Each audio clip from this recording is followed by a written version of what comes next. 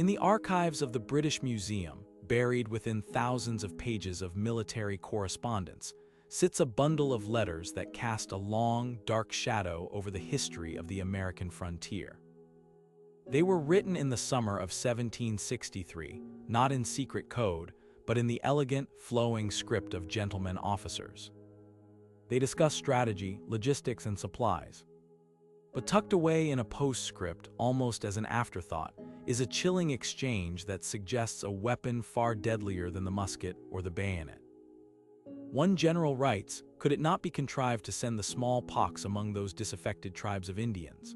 His subordinate replies, "I will try to inoculate them with some blankets that may fall in their hands, and take care not to get the disease myself." For generations, this story was dismissed by some as folklore or exaggerated anti-British propaganda. But the letters are real. The journal entries are real.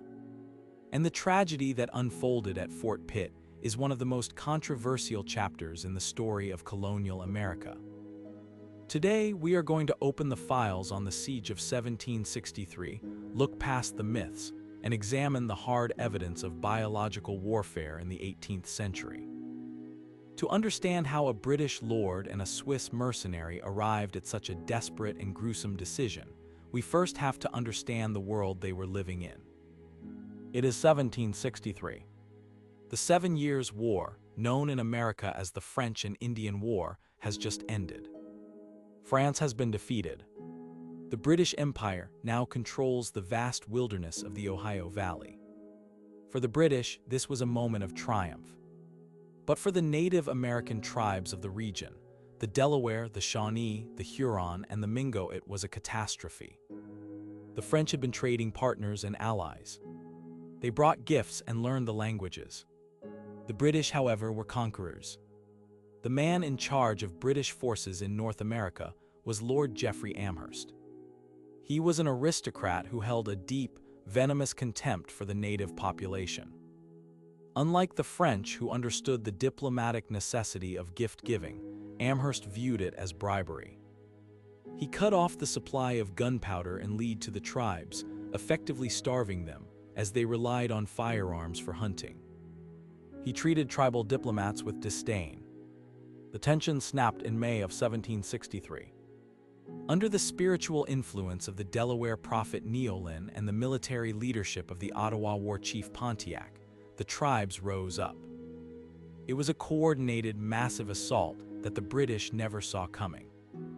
Within weeks, 8 out of 10 British forts in the region were burned to the ground. Their garrisons were wiped out. By late May, the frontier was in flames. Refugees were streaming east, terrified. And deep in the Pennsylvania wilderness, standing at the forks of the Ohio River where modern-day Pittsburgh sits, was Fort Pitt. It was the mightiest fortress in the West, a star-shaped stronghold of stone and earth. But it was completely cut off. Inside the fort, the situation was becoming a nightmare. Captain Simeon Ecker, a Swiss officer in British service, was in command.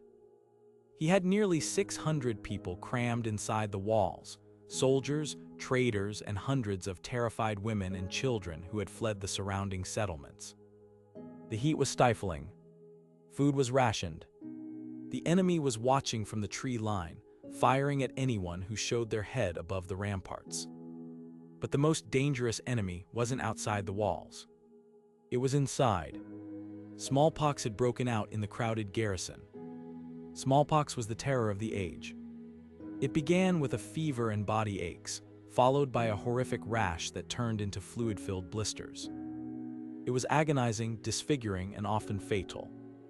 To keep the infection from spreading to the healthy soldiers, Ecker built a makeshift hospital under the drawbridge to quarantine the sick. The fort had become a powder keg of fear and disease. Outside the walls, the Delaware and Shawnee warriors knew the British were trapped. On June 24, 1763, 2 Delaware diplomats known as Turtle's Heart and Mamalty approached.